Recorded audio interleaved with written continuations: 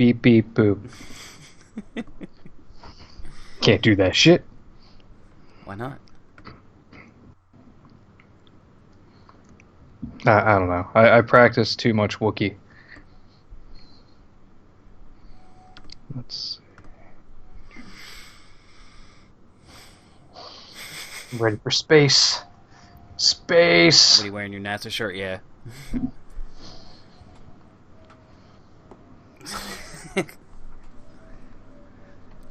I'm getting ready for my Sharknado. Which I have not seen, even though I am a big fan of sharks. But I think that's why I haven't seen it, because I don't want to deal with that. I know that being so close to the Midwest and Tornado Alley, you know, Sharknadoes are a real threat on the East Coast. And I mean, remember tropical just tropical storms over here. The Great Nor'easter or Hurricane Jaws that killed the entire state of Florida. Sharks everywhere. Yep. Had all the bears not been migrating north for the winter, Florida could have stood a chance. Gosh. Or maybe we need to migrate a shark with a bear. I know their DNA does not match, but we will make it happen. I need something cuddly and dangerous at the same time, like a lobster. Yes, they are known for their cuddly tendencies. My God, could you imagine if someone managed to make a bear shark? I could just see. Or a shark bear. I could see somebody on the beach going, "What have we done? Is that your Damn you!" Yeah, I was going to say, is that your Charlton Heston? Damn yous all to hell! Soylent Green is people! Oh, man. I own that movie, and I love it so goddamn much. I always wanted to see the movie, and again, I guess it's like the shark thing. Maybe I just like that quote too much, that I just can't bring myself to actually see the movie, because I don't want it to be ruined if it's bad. Well, obviously it's bad, but... Because Charlton Heston? No, Charlton Heston's great. He cried in Wayne's World. 2. But, no, what makes Soylent Green an interesting movie is the fact that... It's people? Well, yes, that is your great reveal at the end. But, spoiler alert.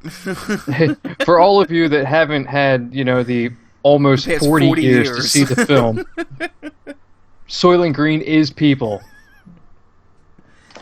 But no, with a Y. the movie itself isn't about him trying to learn about Soylent Green. He just happens upon this information during the film. Right. Basically, it's your dystopian, like, damn near post-apocalyptic New York, and you're frozen, so I imagine our internet just shit out. I can see everything totally fine. I mean, it was a little wonky at first, but Oh, okay. I can still hear you and everything. Okay, perfect. But what happened, he's a cop, or I guess a private eye, and he's investigating a murder. Meanwhile, he has, like, an elderly roommate, and natural resources like vegetables and just, like, nature no longer exist. The world's overpopulated. There's not enough resources for everyone.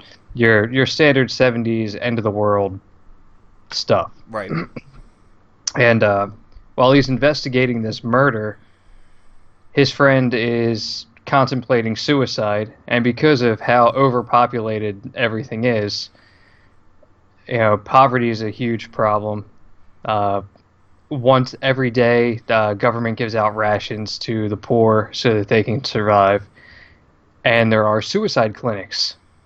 Not too different from episode 1 of Futurama.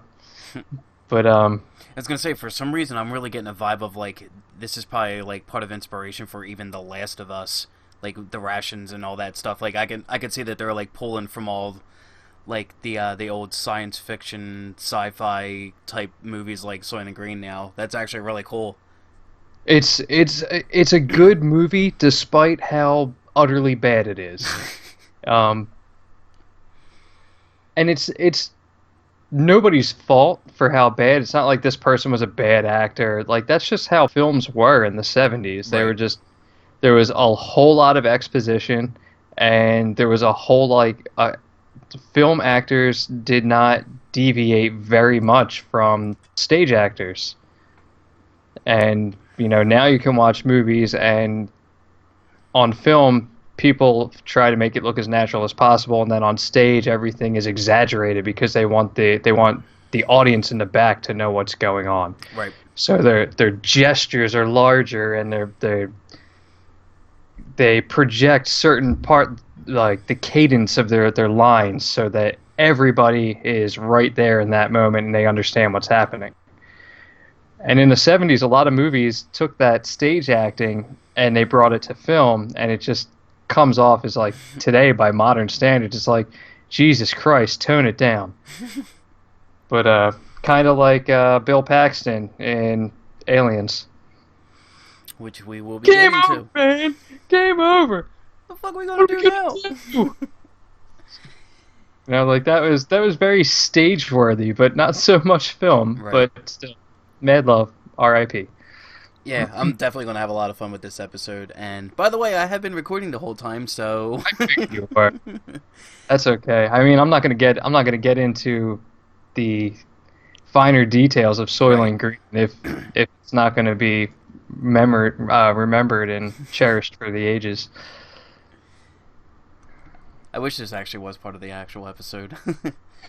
But since we are shooting the video now, let me take half of it and I'll let you do the big announcement. So this is, of course, Johnny Grind, and I am just giving everyone a heads up that the coming episode will be dealing with the Alien franchise, especially due to the fact that Covenant will be coming out very soon, and myself and Mr. Frost and the one I call Lady Midnight is definitely very excited for this new movie to be coming out. So therefore, we wanted to go ahead and do an episode for Alien. I was wondering if we should do Alien and Predator in one, but then Mr. Frost actually did persuade me to actually have it be two separate episodes, so it actually does give us a lot more things to embark on and to enjoy and to pass along to all of you and let everyone else enjoy. And maybe even when we do the Predator one, maybe we can dabble back and forth, or maybe eventually we'll do Alien, we'll do Predator, and then we'll do Alien versus Predator. And A on that, death match for the ages. exactly. Again. That was like when they did Freddy versus Jason. I'm still waiting for that second one. I'm still waiting. Still waiting for Jason versus Aliens. Right. And on that note, let me go ahead and turn it over to Mr. Frost for a huge announcement, and hopefully, if you haven't read it, it's good that you're going to actually see it in visual aid. And Mr. Frost, have at it. I had something for this. Wait. Fuck it, whatever. So, as of this morning, 12 days into having a podcast and episode 4? 4. Yes, we I've will already be lost doing count. 4 So right this is now. going to be a wide ride all the way through. Fourth episode. We don't even have 3 posted yet. Just to give you an idea of where we're at, but we are officially on iTunes. Yeah. So now, pound it. But oh. Anyway, now it's much easier to find the podcast. We'll still have, if you have iDevices, by all means subscribe. It'll come to you automatically. All you have to do is put it in your ear holes. Right. If you are an Android user or you just don't like Apple, that's cool because it's still going to be on our SoundCloud page and they will upload the same time every week. Hopefully our schedule, if we can maintain this, is going to be every Friday, a brand new episode. And you'll see that both on SoundCloud and on iTunes. So now you can have us all On the time. And anytime, anywhere. Just you what I end up- wanted. A Frost in my pocket. It's like a dream come true. Yeah, absolutely.